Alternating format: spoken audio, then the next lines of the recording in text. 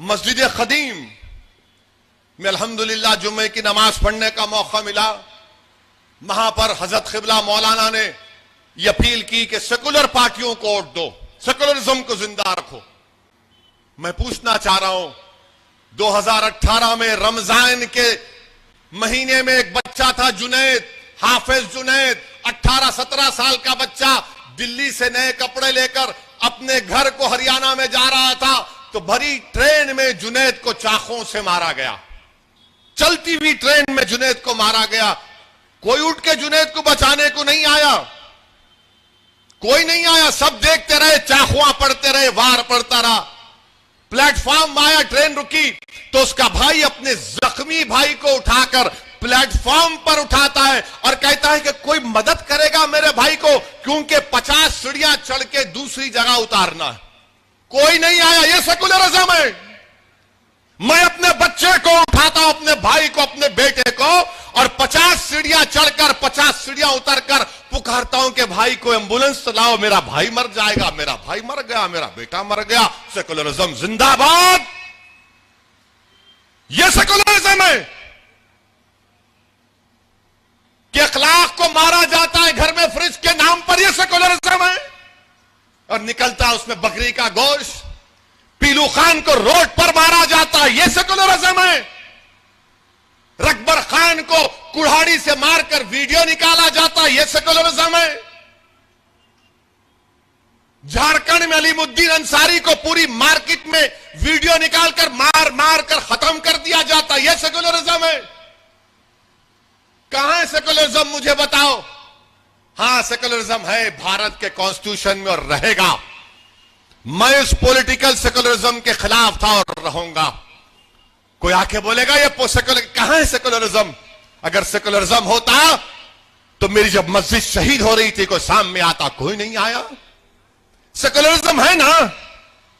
तो दिल्ली में 20 मसाजिद को जलाया गया, नुकसान पहुंचाया गया। सेकुलरिज्म, सेकुलर पार्टी को वोट दो, वहां है ना।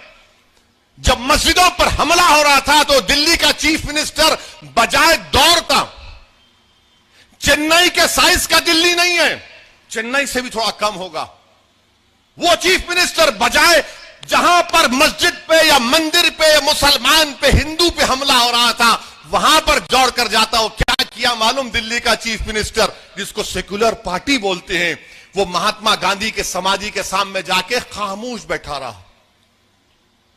मर गए लोग। एक 85 साल की औरत जल के मर गई धुएं से। सेकुलरिज्म है, सेकुलर पार्टी को वोट दो। कौन? मैं जिम्मेदार था उसका। सेकुलर पार्टी को वोट दो।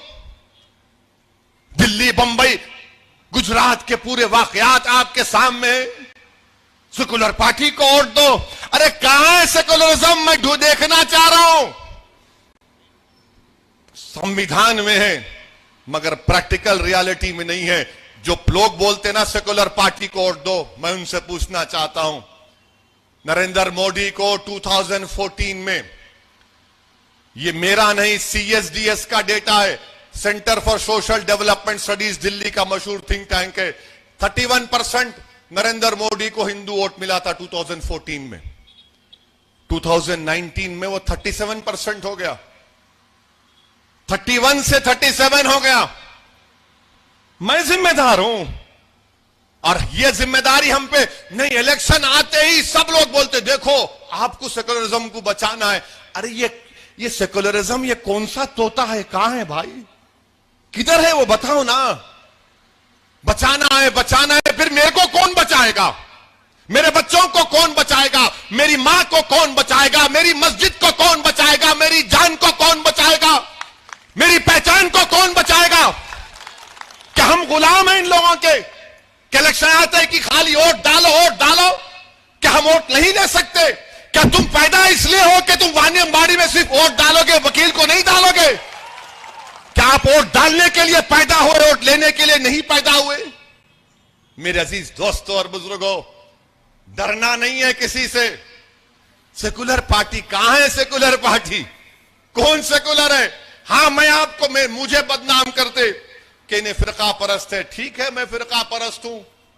अगर मजलूम अवाम के लिए लड़ना, संविधान में, कॉन्स्टिट्यूशन में जिसका राइट है उसके लिए लड़ना अगर कम्युनलिज्म है और उसको फिरका परस्ती कहते हैं तो भाई मुझे अपनी फिरका परस्ती पे फख्र है।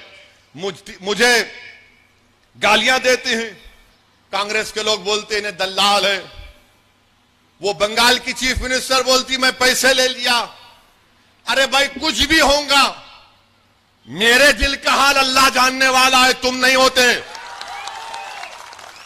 मैं क्या हूं मेरा रब जानता है, क्योंकि मुझे मालूम कि मैं और वकील जब मर कर जाएंगे तो हमको हमारे अमाल का हिसाब देना है।